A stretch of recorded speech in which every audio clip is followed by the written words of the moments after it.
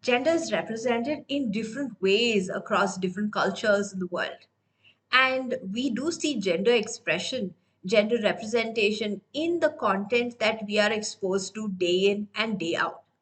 It is important to remember that our conceptions of gender have not only changed over time, but acceptable ways of being and behaving are also present in seemingly innocent textbooks.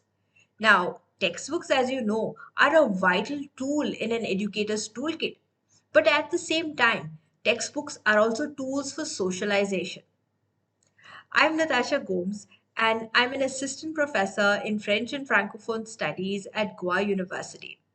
And in the next couple of minutes, we will delve into gender representation across cultures. We will look into gender manifestation in the textbooks. Couple of tangible tools to help you identify gender expression, gender representation. And finally, we will have a look at also strategies to help you, overcome some of the gender bias that is in the textbook and foster gender equality. We will cover how is gender represented in Eastern and as well as Western cultures. Secondly, we will also look into why all of this should concern us. Why should gender representation be important?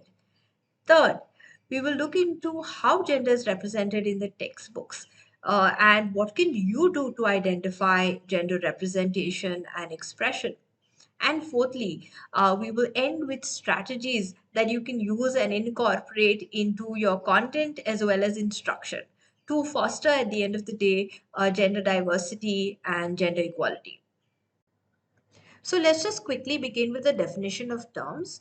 Let's take gender first. We know that there are various terms linked to gender, and this has also evolved over time.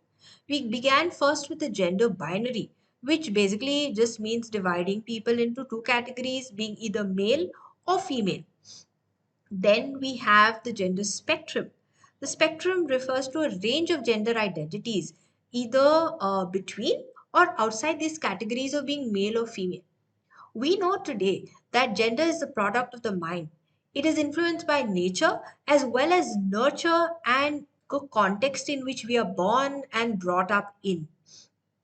Today, we have this term called as the gender galaxy. And just like the galaxy outside of us, in the Milky Way, is constantly expanding and opening up, so also our understanding of gender. And hence, it is called the gender galaxy. And in this galaxy, we have different kinds of gender identity, from transgender to gender queer, cisgender, and gender fluid identities. We The concept of gender identity is also something that is very individual. It's a person's internal sense or individual experience of gender. So deep down, this knowledge of whether you identify as male or identify as female, identify as neither, or perhaps one of the gender identities within this galaxy, it is important to note that a person's gender identity may be the same or different from the birth assigned sex. And a person can choose to express their gender in different ways. So, one is through their name. Of course, we do know that we are given our name at birth, and to an extent, we may not change the name. But if required today, names can be changed. People can also express their gender through their preferred pronouns, clothing styles, hairstyle, behavior, and showcasing of various body features. So, this expression of gender identity is called the gender expression. Now, our conceptions of masculinity and femininity are explicitly as well as implicitly conveyed to us in various ways. And this is linked to the gender roles. We know, of course, that society conditions us in various ways and conditions us in a way to perform various gender roles. And hence, it's important to see how gender is expressed and how we are conditioned through various kinds of materials that we are exposed to. Next, we have this term called as culture. And anthropologist Hall has given us this concept of an iceberg. So I want you to imagine an iceberg. Okay, so the what you see is just basically a tip of the iceberg that juts out across or over the surface of the water, and majority of the mass lies below the surface of water. So, this is what culture actually is, because what we see around us is the tip that lies above the surface. So, over here, culture could be ways of, being and living, like the clothing that you choose to wear, your different cultural practices that are there, the objects and artifacts that you might have. But deep down, below the surface, you have this huge mass that deals a lot with different belief systems that cultural communities can have, their perspectives on a lot of things, and their overall ideas. So a culture is a combination of the tip of the iceberg as well as this huge chunk that lies beneath it. Okay, so over here, let's just have a quick moment to reflect and comment. Think and identify any one color that is often associated with a particular gender, and also state why you feel that this color is associated with the gender. Like, what do you see outside you that helps you know that people generally associate this color with the gender? You can take a few minutes to think over it. You can pause the video, and when you're done, you can resume this video. Okay, so you would have probably thought of blue or pink. So if you go back to a department store and notice the kind of clothing and gadgets that are there, you would notice that there is an association between items that are sold or marketed to boys, men, or items that are just marketed as being masculine, that are more bluish or have more darkish tones. And items that are marketed to women or that are considered to be more girly are pink, or they might have just brighter tones to them. So color is often associated with particular gender. But what is important for us is to see what kind of qualities are associated with these colors. So it's also important to note that though today we associate blue with masculine or blue related to boys, it was not always the case. And there was this departmental records, U.S. Trade publication, Department Records from 1918, in which they defined blue as being very dainty and delicate, and hence being a color suitable for girls, and a more stronger color, brighter color, red or pinkish shade for boys. So it's important to notice what qualities we associate with which color, and how then these qualities are associated with a particular gender. Clothing, on the other hand, is also another way in which people express their gender identity. And identity, like we did earlier, is something that is known to only an individual, but clothing is a means of expressing their identity. Okay, in some societies, skirts and dresses are considered to be feminine. So also is having long dresses or wearing makeup. But just look back into time and think of the kings of France, and the long hair that they had, the long wigs. They were also had long flowing garments. And if you can see on screen, the kings wearing tights. So you also have men in kilts. Okay, and this is, even in societies today, you have men wearing kilts. Let's take another example of the Japanese warriors, or even anime characters. You have a lot of them with long flowing hair. So, in various societies today, having long flowing hair is considered to be more feminine. But Even a Japanese warrior is considered to be, or sumo wrestler is considered to be someone who's very fierce. And you will notice that the different qualities that are linked to various clothing items may differ in various cultures. Okay, so why should all of this concern us? For one, we are exposed to various cultures, various kinds of gender representation through media, through the internet, and through our interactions with a wide range of people. It is possible that if you are not aware of different ways of gender identity, different ways of gender expression, that stereotypes may build over time. We know from various kinds of records, newspaper reports, reports by NGOs, and the UNESCO reports that come out for different countries, that gender stereotypes are pervasive. They span across various cultures, right from France to India and elsewhere in the globe. It is important that we are conscious of it to avoid being straitjacketed into rigid gender roles. And it is very important for us to identify the qualities and the traits that we associate with particular genders and try and address this in a very constructive way. As educators, we know that a textbook is a very important tool in our class. And it is important to have a look at it not only from the point of view of the pedagogical content that it conveys, but also what is written between the lines. Gender is represented in text as well as illustrations or visuals in the textbooks. There have been in the past a lot of gender audits on various textbooks, not only outside India but also in India.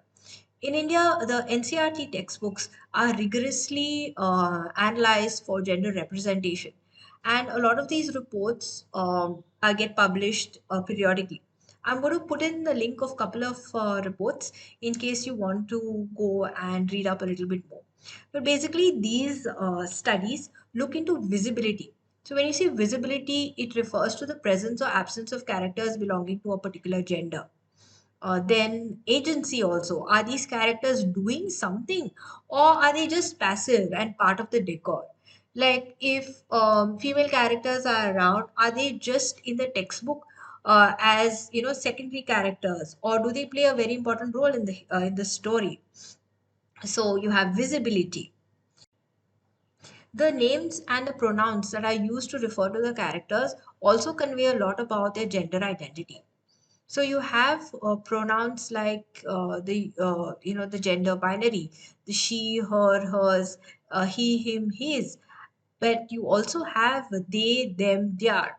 So say for instance, you have a character called as Alex, and you could have a sentence like Alex has gone to the market.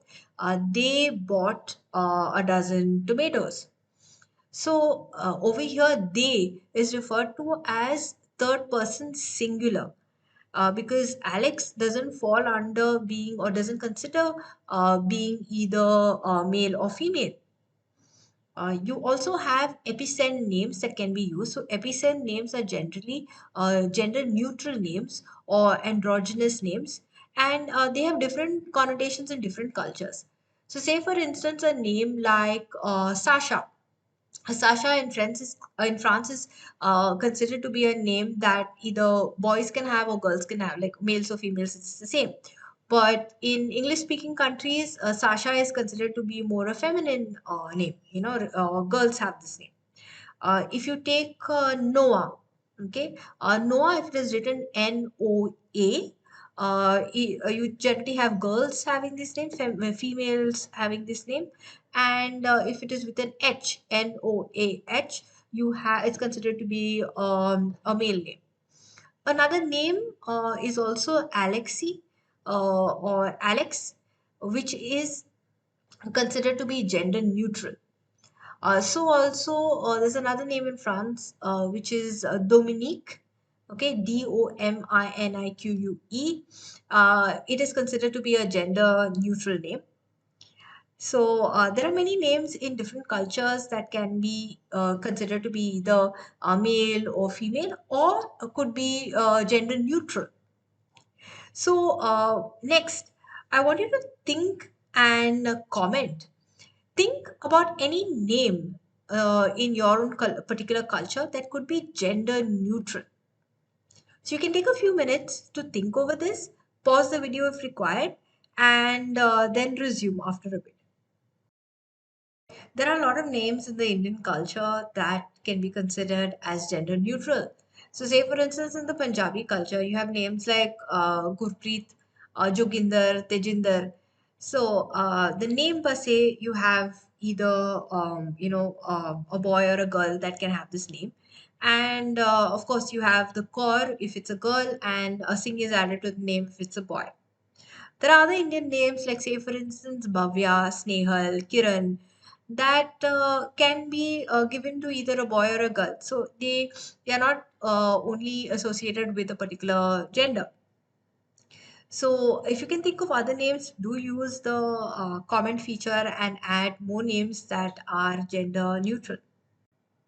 Okay, so now once you identified the characters as being either masculine or feminine, it is now important to see how they are characterized, the qualities that are given to these characters, either explicitly or implicitly. The qualities that are stated, are they positive or mostly negative? So are the male characters, given a range of qualities or only certain positive qualities or certain negative qualities? It's also important to see whether the characters in the story achieve something or what is their contribution in society. Now, this is with regards to fictitious characters as well as real life characters that are brought into stories. Like, do the textbooks convey achievements of actual women in society? Or is it only based on the characters that are male characters' achievements in society? Okay. Now, when, for instance, you have either a story or a dialogue, it's important to see which characters play an active role and which characters play a passive role. So, when we say active role in conversations, so active could mean who are the characters who are starting the conversations? Do they take initiative in asking questions? Do they also display knowledge, or are they only asking questions? So, asking questions could also mean that the character doesn't know anything and always seeks information. But when a character gives information, it also shows that the character is knowledgeable. So which of these characters, like which gender is associated with being between active, and which gender is associated with being passive, just like as a passive bystander, just listening to a conversation. Over here, it's also important to highlight about the professions that are given to these characters. Do they show only female characters as being in caregiving professions, like being a nurse or a mother, or do they also show fathers around, like fathers taking care of their children, men who are nurses? And So it's important to have this identification. Then, the settings also of the stories and the dialogues can be analyzed. So, are the characters shown only indoors or outdoors? If they are indoors, what are the kind of chores that they do? Is there a particular gender that does a particular chore, or is involved in a particular kind of leisure activity? If the characters are outside the house, what do they do outside? Are they actively engaged in employment, or are they just outside because, say, for instance, they are running errands? So, say, for instance, do you find male characters also cooking? Or is it only female characters? So, this is important because all of this would convey a lot to the children who are learning from these textbooks, as well as the outsiders, about what are the gender roles that are ascribed to different characters. I mean, textbook developers have to be very mindful of characterization, and I do realize that this is a tightrope walk between representation of gender as perceived in society and representation of a gender equal society.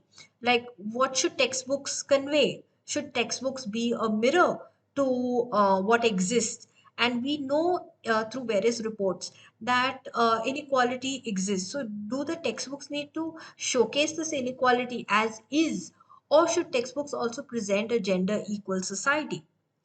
Now, having said this, We know that there is no textbook that is perfect. Even after several reviews, there will always be something that can be, created in a better way. Couple of strategies that you can have in mind while creating content. So as teachers, you would create a lot of worksheets, or you might also be a content creator that would look into creation of teaching learning materials or revision of teaching learning materials. And in this creation phase, it's very important to be mindful when creating different scenarios and characterization. A lot of times the creators are sensitized about the importance of having a gender balance or gender representation. In a lot of recommendations by the gender audit committees, they have said that it's important to have a gender diverse team, because the composition of the team can have an impact on the kind of quality of content that is being generated.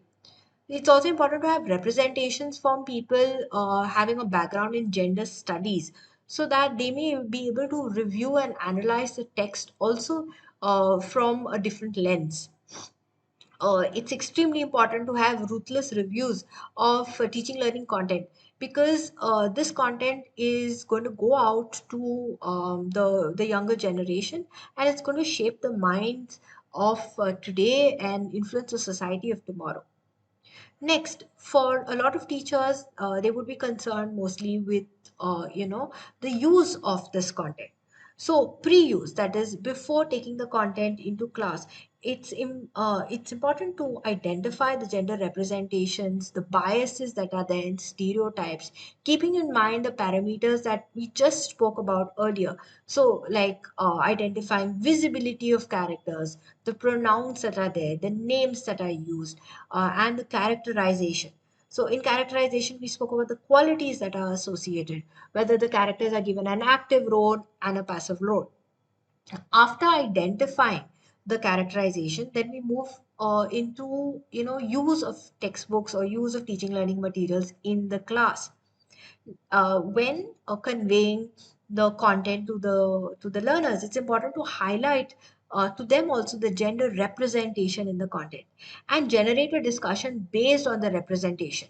So, say for instance, in a story you have the mother who's taking care of the child. It's also important to present other narratives that are there. So, say for instance, in France, you have this concept also of the papa poule. So Papa Pool, in a way, in English, would mean the father hen. So how the father hen or the father is also plays also a very important caregiving role. And today, not only mothers are primary caregivers, but fathers also have this role to play. So bringing in this discussion about who needs to take care of children. Is it only a particular gender that plays a very important role in caregiving? It's also important to compare and contrast, or get students to compare and contrast their lived experiences with the experiences of the others around them. And this can bring in a cross cultural comparison, and between different cultures, their own as well as those around them. This can also give learners an opportunity to listen to different points of views and consequently broaden their horizon. When teachers are creating activities or exercises, they need to be mindful of diversity. So, say for instance, the if we take a math exercise, you have Rohan. He wants to bake a cake for his sister's birthday. He has X amount of pocket money, and he goes to the market to buy the ingredients. He buys whatever, some flour, oil, and the other important ingredients. How much money does he have left? So if you see the framing of this sentence, you have Rohan was taking an initiative of doing something for his sister. So he's baking a cake. He's going to the market. Now, over here, we are not dealing explicitly with gender representation, but implicitly through the exercise, we are conveying to the learner that uh, it is not only one particular gender, but you have the other genders also that can play a very important role in various activities. So it's also important to describe people with different genders and their contributions in various fields. More representation of people's identity other than cis male in all content, be it textbooks or the teaching learning material, is very important. And if the content isn't there, isn't existing, the teacher can always getting additional reading material for the students. It's time now for you to practice whatever we've just discussed. So, what you're going to do is grab a textbook. You might have a textbook around you, or if you don't have a textbook, then I will put up a couple of links to textbook repositories. A lot of the NCRT textbooks are available online, and the state boards also do publish the soft copies of their textbooks onto their website. So, if you don't have a textbook around you, don't worry. You can just look into the description, and I will put up links of the textbooks. So grab a textbook and pick a lesson from the textbook. What you're going to do is observe all of the elements in the textbook. So you're going to look at the visibility of the characters, what is the agency, the characterization, what are the qualities associated with the characters, whether they are active, passive, whether they are shown indoors and outdoors. So once you do that, click a picture of the lesson that you are analyzing. So some lessons would have like a visual element along with it, while other lessons could just be, text based. So click a picture of this and then post your comments in the chat. Okay, so you're going to identify aspects that you could change in the lesson.